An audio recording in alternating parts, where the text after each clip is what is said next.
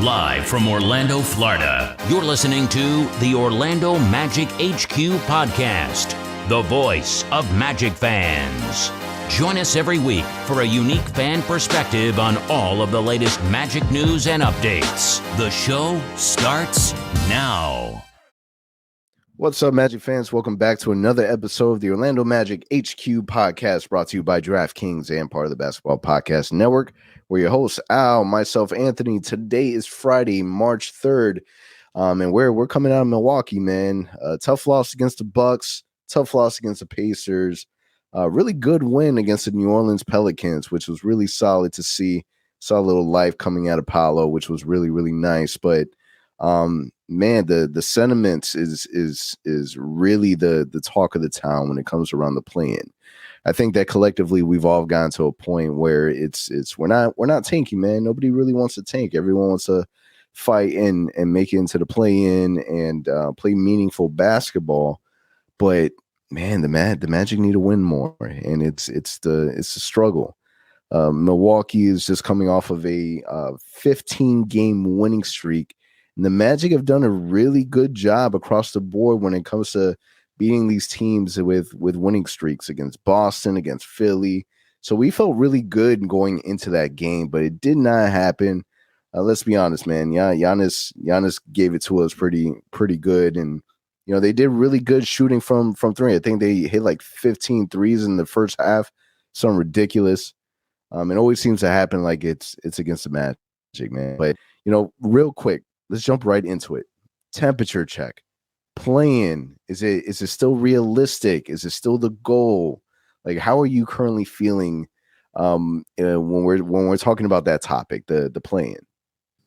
I mean, the math says that we're alive, right? The math is telling us that we are technically still playing for something.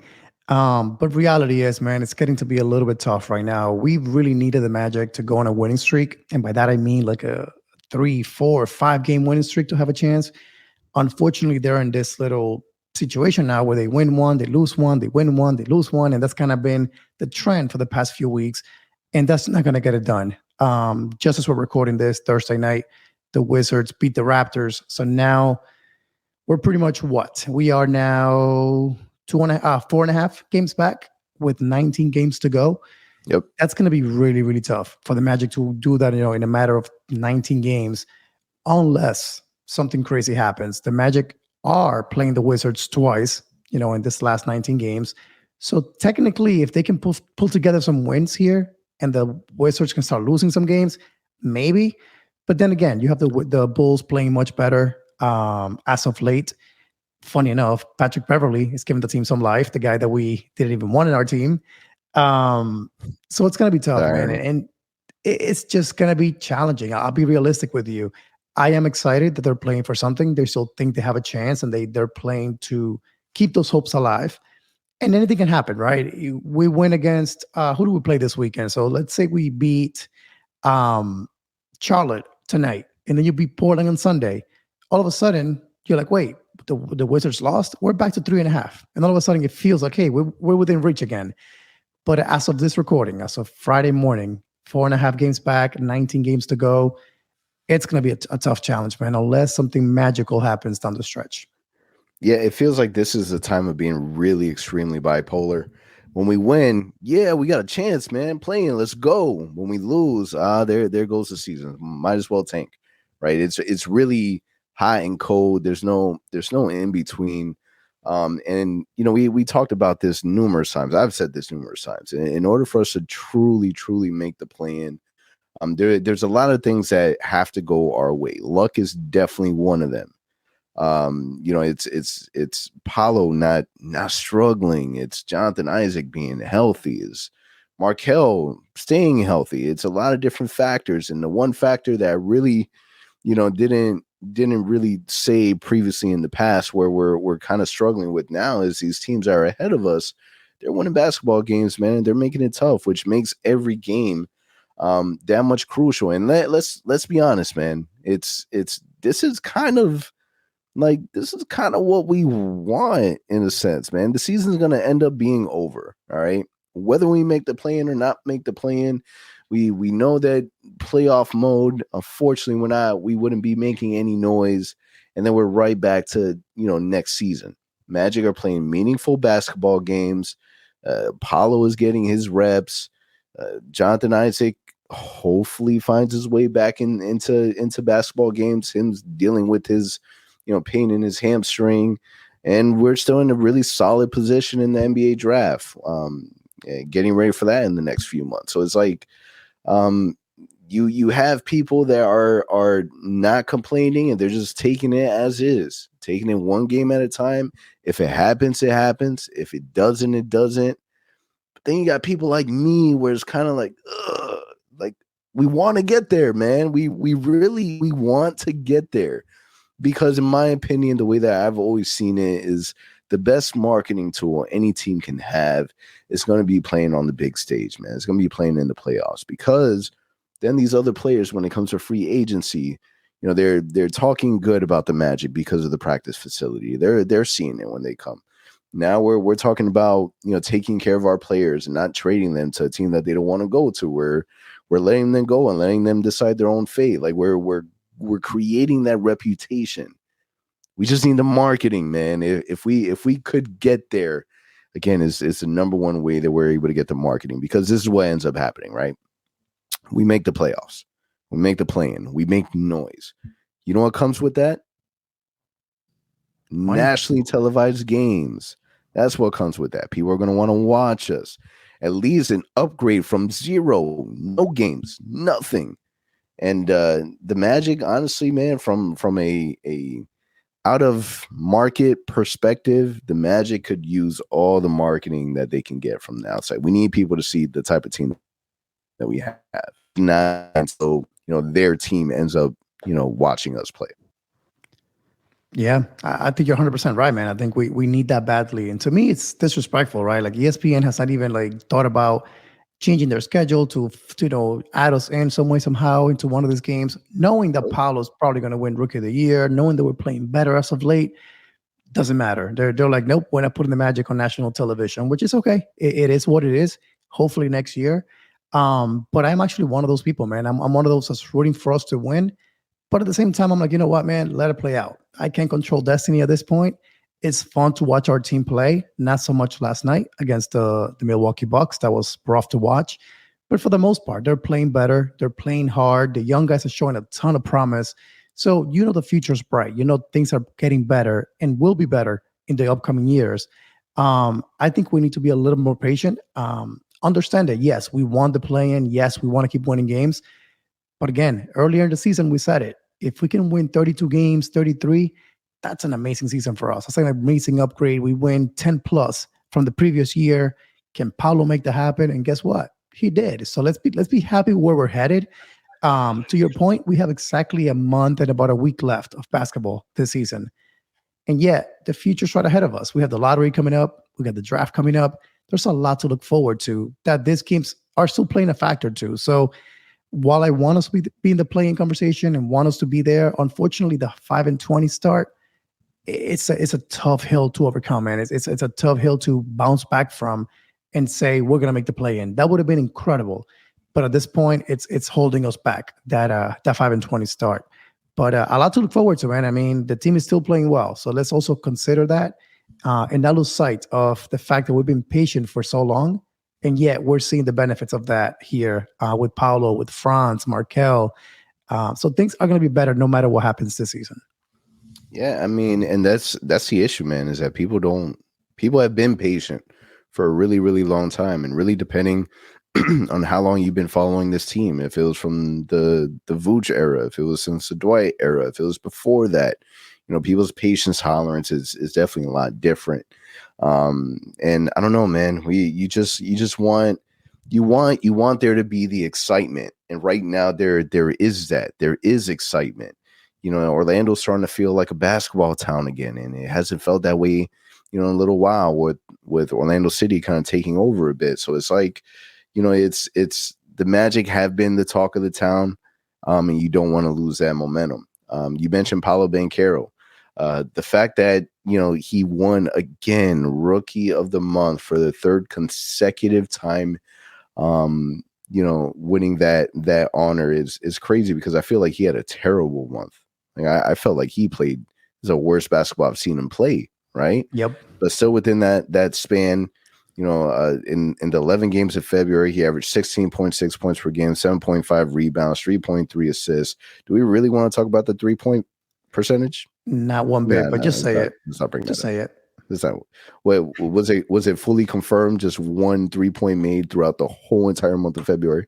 Yep. And if I'm not mistaken, that one 3-pointer was made against the Pelicans on Monday night. So literally in the last day of the month, he happened to make a 3-pointer. Dude, it's rough. So the fact that he's still able to get that honor is awesome, man. He scored over 20 points in 3 of those games, recorded 3 double-doubles.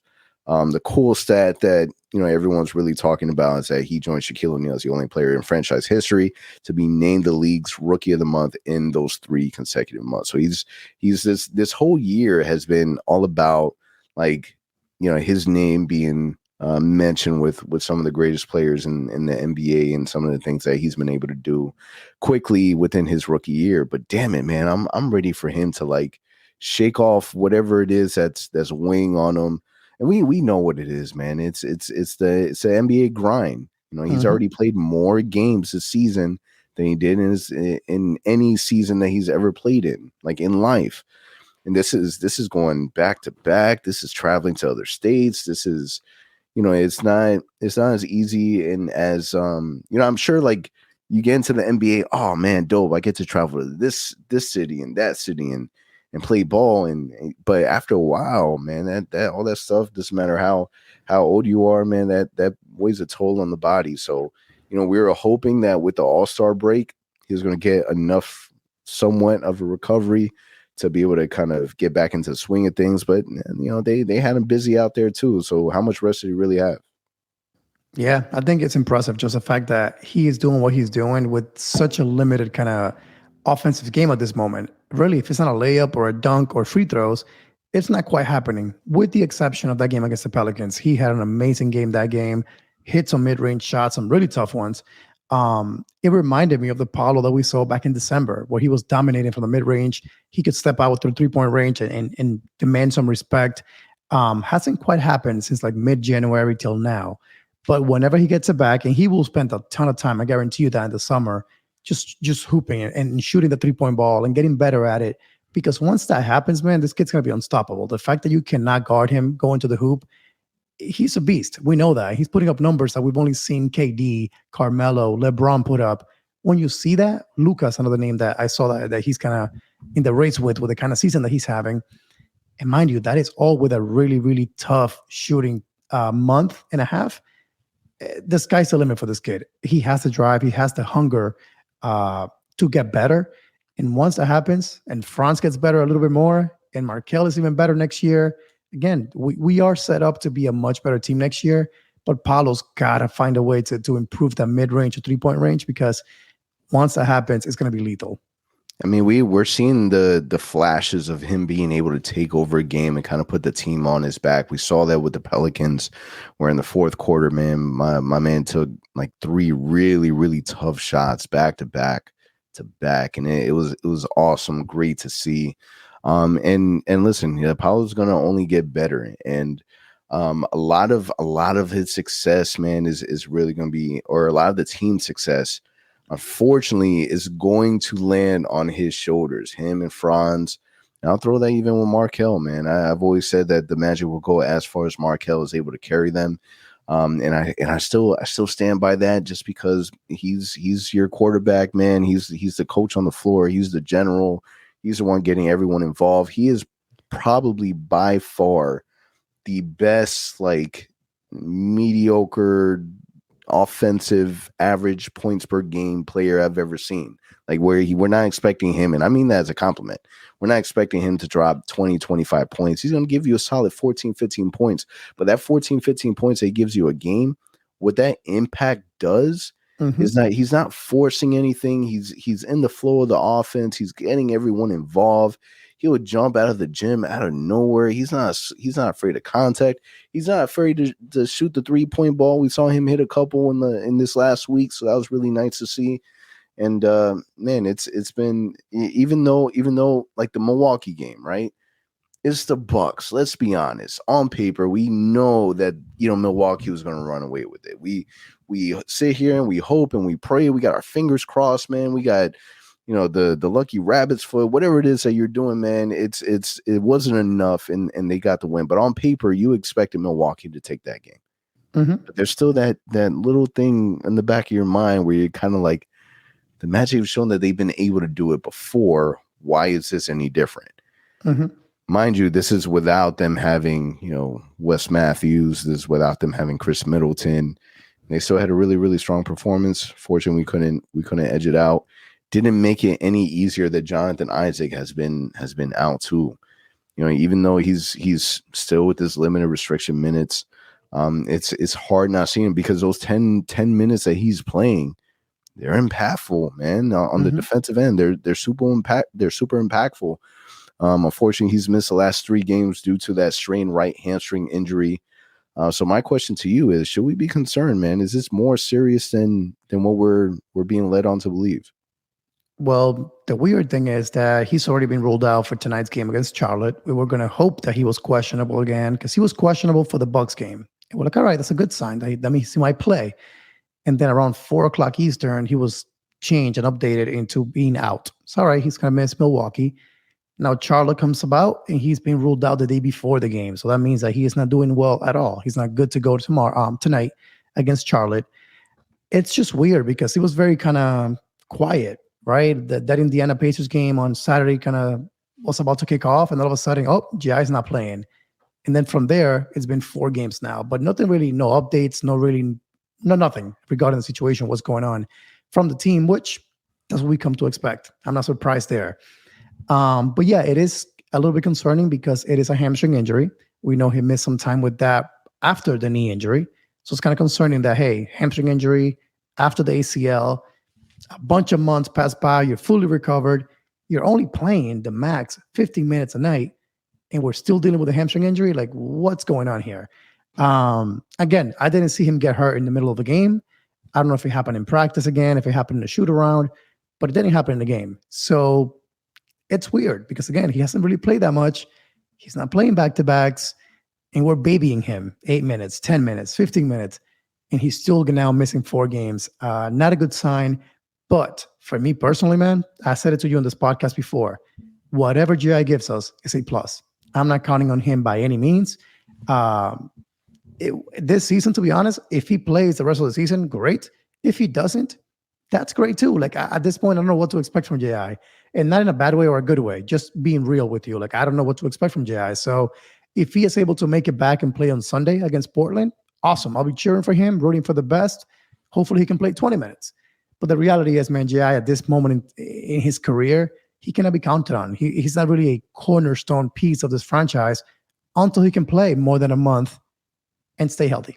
That's the reality of it. Yeah, I know that you say that you're not counting on him, that he's a bonus. I felt the same way until we got him back. The moment that we got him back he's no longer a bonus. Like, we need you, bro. Like, we need you. Honestly, it's if it gets to a point where the plane is just out of reach, shut him down. Don't play him. Rule him out for the rest of the season. Like, I want him to have a solid offseason, so we go into this season, with everyone healthy, everyone really ready to go on all cylinders, because he has that type of impact. And it's unfortunate, man. I read somewhere, I'm not a doctor, obviously, and I don't know if this correlates or not. But someone had mentioned that this right hamstring injury, it's related to his ACL injury. So at some way is connected. I'm not sure if it is or isn't, but that's what I read. But man, I'm not. You don't want to rush him back. If it's Jonathan Isaac saying, I'm feeling a little bit of pain, All right, cool. Sit down. Let's make sure that we monitor it. We don't want to push or rush, because really, what would be the point, right? So so I looked it up. He Mhm. tore his ACL in his left knee back in 2020. Based on the reports that we're getting from NBA.com, it seems like it's his right hamstring that he's dealing with an issue. So it seems like it's not related. Thankfully, it's on the same leg. It's connected to the same body, man. You know what it could be? Overcompensating. So maybe he's not Oh, maybe. 100%, Yeah, maybe. trusting that left knee just yet. And he's overcompensating, and it's leading to this. That may be a reason for it. Maybe. Now with these injuries, it definitely opens up for other players to get some solid minutes. We were able to finally see, Goga get on the floor and show us a little something. I thought that his first moments of play was exciting. He was able to hit a tough shot, push it from behind the 3-point line and hit from there. So I thought that was fun to watch. It's a lot of energy. And then the Magic announced, man, they're bringing back a familiar face to the NBA, to the Orlando Magic. Someone that's been a free agent for a little while now. I still followed him on social media, so I've been keeping an eye on what he's been up to. But the Orlando Magic have signed Michael Carter Williams, which I thought was sick, was super dope. I love the signing. I know that there's mixed feelings out there, unfortunately, but I don't know what people are expecting, man. Like you bring in a really big guard that transition his body to be able to play the three. So you have somebody that can play 1, 2, 3. He's a defensive dog. He's someone that would dive on the floor. It doesn't matter if he ends up getting a bruised face, a bloody eye. It doesn't matter. This dude's going to jump on the ground. He's going to fight. He's going to play in. And I think the most important thing is that it kind of gives me, Aaron Aflalo feels. Like Aaron Aflalo really liked Orlando. So when we brought him back, he was really excited to be back in Orlando, back to wearing the uniform. And I feel like Michael Carter is the exact same way, man. Throughout this whole entire time that he's been training, trying to get back healthy from the injury that kind of sidelined him out and took him out of the league. He was still rocking Orlando Magic here through all his training and practices and whatever case may be. So, man, I thought that just from that perspective, he can still provide a lot of great things. He's a veteran. He's someone that can speak on different levels, man. You're talking about a player that was Rookie of the Year. You're talking about a player that was on cloud 9. You're talking about a player that almost got kicked out of the league and was never able to make it back. Fought his way back. Did the whole 10-day contract. Did the whole fight into getting a standard home here in Orlando, man. And it's been great, man. What I like the most is that the Magic ended up ending things with him on good terms. If you remember, after we had waived him or whatever, we brought him back to be like an announcer or a commentator for like one game. Mm-hmm. So the fact that we kept him around, I wish that I would have predicted this happening. Like it would have been easy money in my opinion. Like it was almost it made a lot of sense for the Magic. Yeah, like you said, same way with me. I kept following him on social media, and like you said, he was training and stuff, always rocking Magic gear. So that always kind of gave me a hint, like, why would he be doing this? It's not normal for NBA guys to leave a team and keep rocking that gear as they keep training.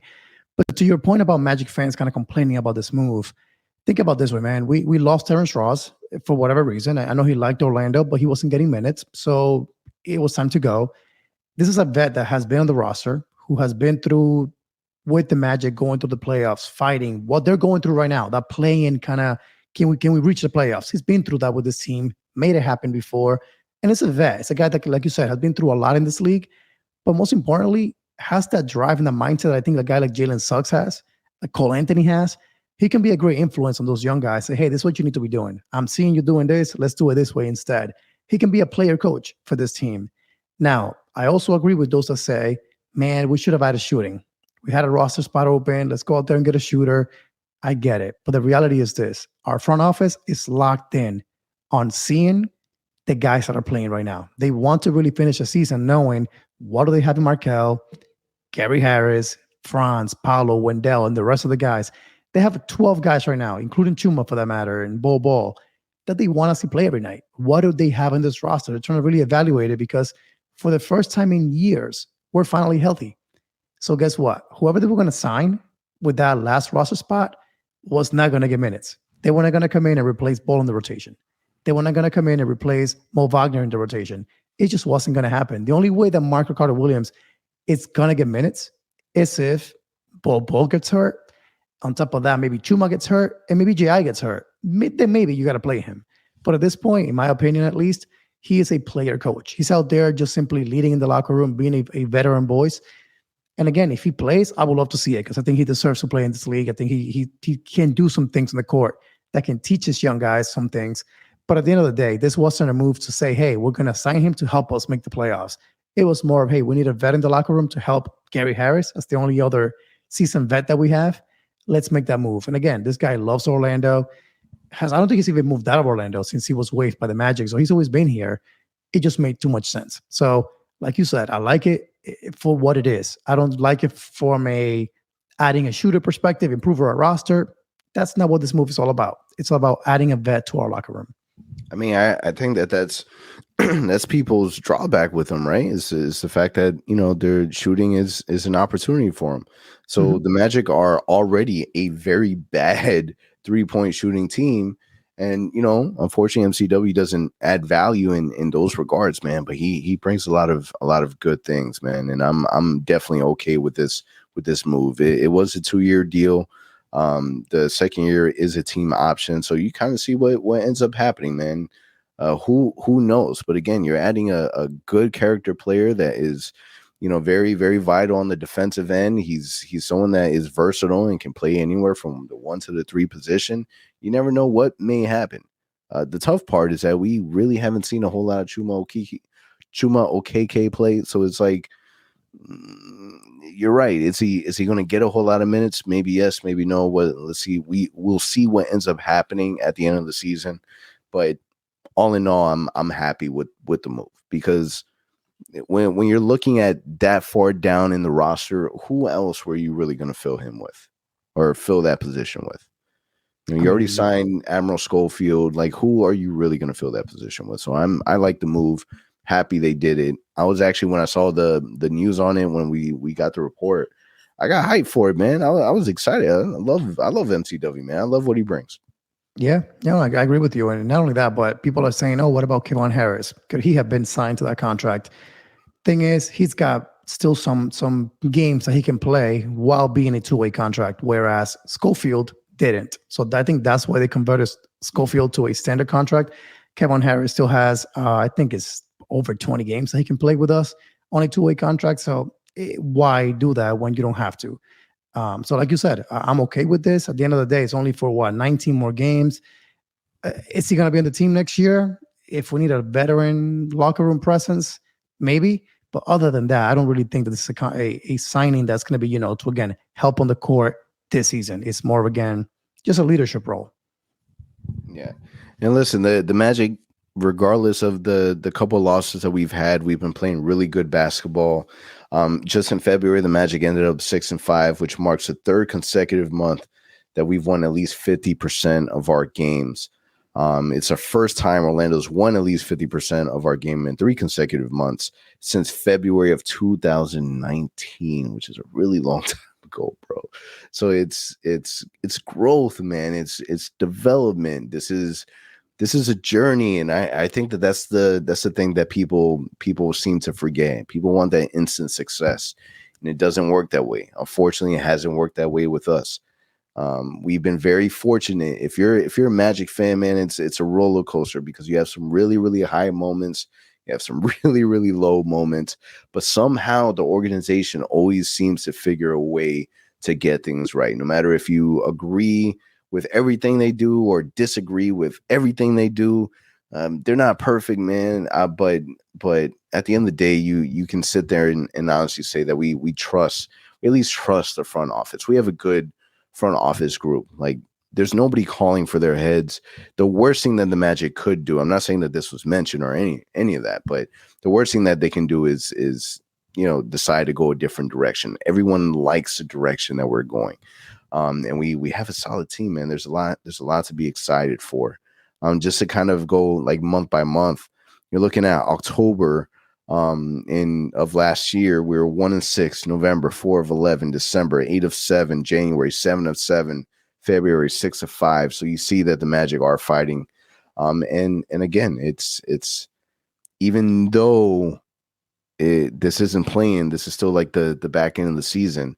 There's been moments where these games do feel like playoff games. That Pelican game felt like a playoff game. And it's been fun to watch. It's been fun to watch.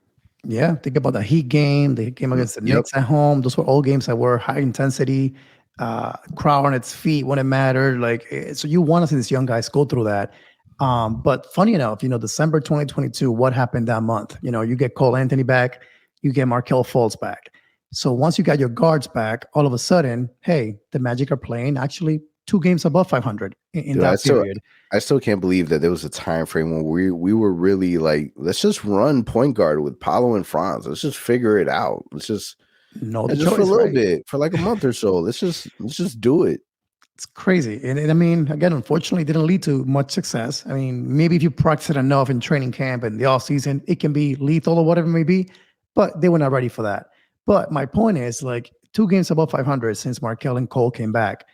If that would have lasted all season, let's say that would have been the case, injuries never happened, that would have put the Magic today around the 6th seed, 6th, 7th in the East. If they would have managed to just play the same way they've played so far, when healthy, they would have been in the playoff conversation. And that's what we kind of expected when training camp came around. We're like, hey, if they're healthy, they can surprise some people. And guess what? We've seen that when they're healthy, they definitely can. Now, we need health. And I will also say one more thing. The new medical staff that we've hired over the summer, I know we made some changes to our medical team. I kind of like it because we came into the season with some injuries. We know that, some kind of freaky injuries. Markelle was a random toe injury. J.I., we know for sure what happened with him. But the new medical staff, we haven't seen any new injuries happen to any key players, whether that is, Wendell, Franz, Paolo. So I hope there's a new trend where this new medical staff in place can keep this team healthy, because again, that's going to be the key for us, not only the rest of the season, but also into the years to come. We can build an amazing roster, but if we cannot stay healthy, that's going to, change all the plans that we have. But I mean, it's fun to watch. I am so ready for next year, man. Like, I know we're still 8 months away from next season, but just knowing what we have today and what we're going to be adding, whether that is through the draft, through free agency, this team will be so much better next year. And you just got to be excited for what you're seeing. But guess what? Next year, it'll be even better than what we're seeing today. That's the exciting part. Yeah, and the reality is that we have a really good group, especially after that Pelicans win. Paolo was quoted saying that, the success is coming from, just us trusting each other, them trusting me and me trusting them to finish the play as well. We're close as a group. And it shows in moments like that. And I look at a team like, the Houston Rockets, where, they have good quality players, man. They got, Alperen Sengun, they got Jalen Green, they got, Kevin Porter Jr. Like they have good young players, but Jabari Smith Jr. They got good young players, but man, they don't connect, man. They don't have that that team chemistry on the level that you see with the Orlando Magic. I'm talking about, man, every single game, got players like Cole, like Franz, Wendell Carter, Jalen Suggs, Paolo Banchero, that they're posting stuff on their social media about the team. They're excited for all the different moments. Like they're a good, cohesive group. And if the injuries didn't occur at the beginning of the year, Markelle Fultz was calling it 4 seed. Maybe not 4 seed, but they would have been deep in there. They would have been in the middle of that because, you can tell that the minute that we got Markelle back, the minute that we started getting all these injured players back, Magic started playing way better basketball. We got a chance to see that. So no matter what ends up happening this season, play in or play out, whatever it is, you can at least be excited that no matter what happened, or no matter what happens, that this team has exceeded everyone's expectation by a long mile. That's the thing, man. The Sandals side of that. This is what we wanted. We wanted to have a chance at a good prospect in the draft because we knew how good this draft class was going to be. But we also wanted to be competitive and see growth. We're getting the best of both ends right now. We're getting the best of both worlds. We're playing well. We're seeing improvement. And yet we're going to get potentially two really good prospects in a really deep draft class. That, hey, guess what? This year, there's like 7 or 8 great shooting guards, small forwards that can shoot the ball in that like 4 to 10 range. So guess what? If the Bulls pick lands 9th and we get the 6th or 7th, we're still getting to really good guards. And if we choose to make that trade and trade those picks for an upgrade, guess what? There's going to be a great player coming in. So I really feel like the Magic are playing with house money right now. We're going to get a really good draft no matter what. We got money to spend. We got a rookie of the year incoming. We got Franz playing really well. We got Markelle finally healthy. J.I. fully healthy, hopefully next season. Man, like, as a Magic fan, I get it. The playing may not happen for us. But I've personally, myself, I've never been this excited to be a Magic fan since Dwight was here. Since that year when we traded Vince. This is the last time I remember me heading into an offseason knowing, like, man, this upcoming year, it's going to be special. That's when we, again, traded for Vince. As a Vince fan, I was like, man, I can't believe this. We're going to go to the playoffs. We're going to play well every single night. That's going to be us next year. I think we have a chance to win any given game when we play next year. Amway, it's been rocking this year. I fully believe season ticket sales are going to go up even more for next year. Of course. So guess what, man? As a Magic fan, suck it up. It's a month left. Deal with it. Just deal with the outcomes. But heading into May, when the lottery happens, June, July, follow us on social media. We'll keep you up to date on everything that's happening. But it's going to be really fun stuff, man. It's going to be stuff that will make us a better team, not only for 1 year, but hopefully for 4, 5, 6. And here's the beginning of a good thing for Magic fans, a good trend for our team, trending upwards for the first time in a while. Yeah, so something that we're gonna start doing is we're now starting to have our eyes going into this draft. So we're gonna bring back some of our reaction videos that we did for the draft prospect. A lot of people are talking highly, obviously, on the main people, the Victor Wembanyama, Scoot Henderson.